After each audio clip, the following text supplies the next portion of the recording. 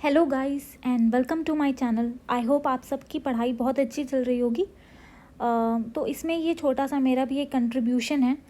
आज हम energy and environment का नेक्स्ट जो टॉपिक है वो स्टडी करने वाले हैं। इसमें हम न्यूक्लियर एनर्जी के बारे में पढ़ेंगे। आपके सिलेबस में न्यूक्लियर एनर्जी में fission, fusion, nuclear fuels, nuclear reactor और उसके प्रिंसिपल्स एंड टाइप्स के बारे में दिया हुआ है। ये सारी चीज़ें हमें स्टडी करनी है। इनको हम शॉर्ट वीडियो में टॉपिक वाइज देखेंगे। आज के इस लेक्चर में हम न्यूक्लियर फिजन को कंप्लीट करेंगे। न्यूक्लियर एनर्जी क्या होती है? न्यूक्लियर एनर्जी ऐसी एनर्जी का फॉर्म होता है जो कि तब रिलीज़ होता है जब एटम के अंदर या तो फिजन हो रहा हो या फ्यूजन हो रहा हो। ठीक है, फिजन हो रहा हो या फ्यूजन। और इसको हम लोग इस स्टेज पे आके जनरली हम इसके बारे में जानते हैं। फिजन का मतलब किसी चीज़ का टूट जाना, फ्यूजन का मतलब आपस में जुड़ जाना। अब आइए गहराई से देखते हैं न्यूक्लियर फिजन क्या होता है। न्यूक्लियर फिजन की जो डिस्कवरी है वो ऑटन हान ने की थी दिसंबर 1938 में। ये क्या होता है? एक न्यूक्लियर प्रोसेस होता है जिसमें एक हैवी न्यूक्लियस होता है जिसको बॉम्बार्ड किया जाता है न्यूट्रॉन्स के साथ। ठीक है, एक हैवी न्यूक्लियस होगा, न्यूट्रॉन के साथ उसको बॉम्बार्ड किया जाता है। तो क्या होता है? उसका स्प्लिट हो जाता है दो lighter nuclei of nearly equal मास में। दो न्यूक्लियाई बनते हैं और उनका मास जो होता है वो लगभग सेम होता है।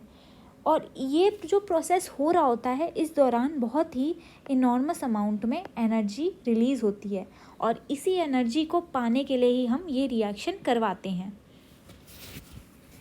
ठीक है, यही एनर्जी फिर का यूटिलाइजेशन हम करते हैं, इसीलिए हम न्यूक्लियर फिजन के प्रोसेस को कैरी आउट करते हैं। प्रोसेस क्या होता है इस डायग्राम से समझते हैं। न्यूट्रॉन होता है, उसके साथ किसी हैवी न्यूक्लियस का हम बॉम्बार्डमेंट कराते हैं। यहाँ पे हम देख रहे हैं यूरेनियम 235 है जिसका एटॉमिक मास। बॉम्बार्डमेंट कराते हैं। पहले क्या होता है? कंपाउंड न्यूक्लियस फॉर्म होगा, है ना। न्यूट्रॉन इसमें आगे बॉम्बार्ड हुआ, यूरेनियम 236 में कन्वर्ट हुआ, फिर आगे चल के स्प्लिट हो जाता है। एक बेरियम का एटम बनता है, मॉलिक्यूल बनता है एक क्रिप्टॉन का, और साथ ही साथ 3 न्यूट्रॉन और बन जाते हैं। अब ये 3 न्यूट्रॉन क्या करेंगे? आगे चल के और भी फिजन करेंगे और इसी तरीके से फिर बाद में और सारे न्यूट्रॉन प्रोड्यूस होंगे। ये अपने अलग अलग फिजन कैरी आउट करेंगे। इस तरीके से एक चेन रिएक्शन सा बन जाता है। ठीक है, आगे चल के बस आपने एक बार इनिशिएशन कर दिया, उसके बाद आगे सारी प्रोसेस अपने आप होती रहती है। और ये हम देख रहे हैं, ये बहुत स्लो में हम देख रहे हैं, एक स्टेप देख रहे हैं इस प्रोसेस का, लेकिन जब ये प्रोसेस एक्चुअली में होती है तो इसकी स्पीड बहुत ज़्यादा तेज़ होती है।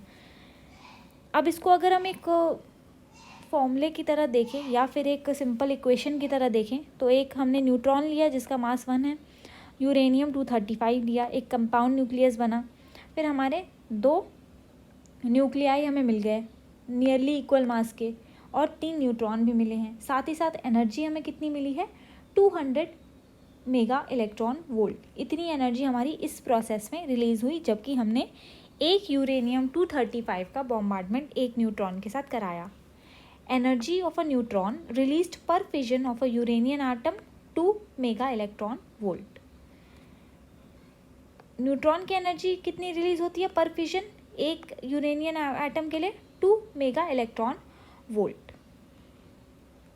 उसके बाद हम आ जाते हैं फिजनेबल मटेरियल्स। और फिजाइल और फर्टाइल मेनली मटेरियल्स होते हैं, तो इनके बारे में हमें स्टडी करना है। फिजनेबल मटेरियल्स क्या होते हैं? ऐसे मटेरियल जिनका फिजन हम करवा सकें। यूरेनियम 238 देखिए, फिजनेबल है ये फास्ट न्यूट्रॉन्स के साथ, लेकिन स्लो न्यूट्रॉन्स के साथ नहीं। ठीक है, ये तभी फिजन होगा इसमें जब फास्ट न्यूट्रॉन से इसकी हम बॉम्बार्डमेंट करवाएंगे। एनर्जी इसमें more than 1.2 mega electron volt मिलती है।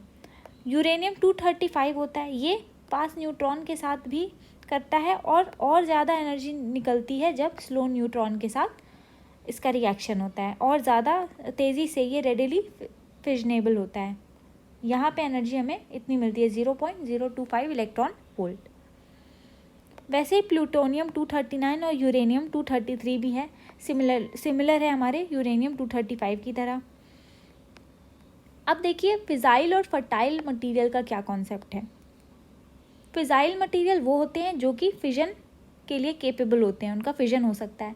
फर्टाइल मटेरियल ऐसे होते हैं जिनका हम डायरेक्टली स्लो न्यूट्रॉन से फिजन नहीं करा सकते। पहले ये किसी न्यूट्रॉन के साथ अगर हम बॉम्बार्डमेंट कराएंगे तो ये इस न्यूट्रॉन को एब्जॉर्ब करेंगे अपने अंदर, फिर फर्दर एक फिजाइल मटेरियल प्रोड्यूस करेंगे, फिर उस फिजाइल मटेरियल का आगे चल के हो जाएगा फिजन।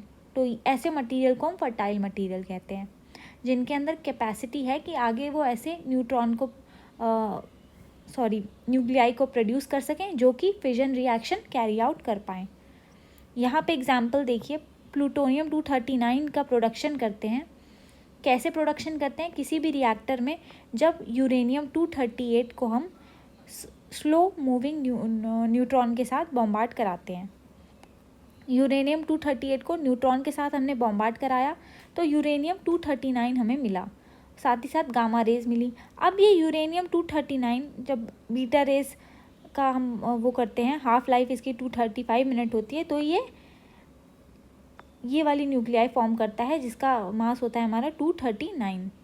उसके बाद फिर फर्दर प्लूटोनियम फॉर्म हो जाता है जिसका मास नंबर भी 239 होता है। इस तरीके से हमें ये फाइनली एक फिजाइल मटेरियल मिल जाता है। 233 यूरेनियम 233 भी एक फिजाइल मटेरियल है। इसको हम कैसे प्रोड्यूस करते हैं? इसको हम थोरियम से प्रोड्यूस करते हैं।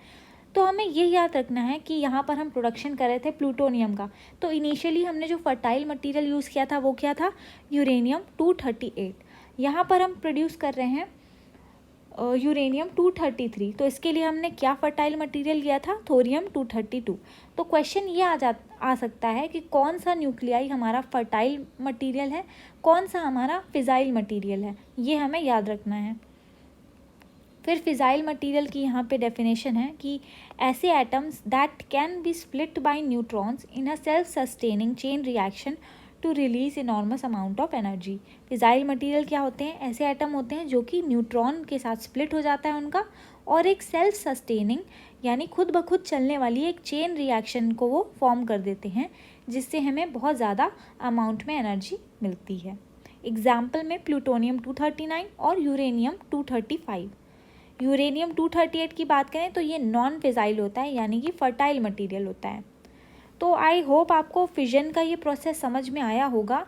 नेक्स्ट लेक्चर में हम फ्यूजन के प्रोसेस को समझेंगे, फिर आगे का जितने भी टॉपिक्स हैं उसको भी कवर करेंगे। तब तक आप लोग पढ़िए आराम से, और अगर आपको मेरे वीडियोस हेल्प कर रहे हैं ज़रा सा भी, तो प्लीज़ इस वीडियो पे लाइक कर दीजिए, मेरे चैनल को सब्सक्राइब कर दीजिए अगर नहीं किया हो, और आगे भी मेरे साथ बने रहें। हम इन 4 महीनों में काफ़ी अच्छी प्रिपरेशन कर लेंगे। Thank you.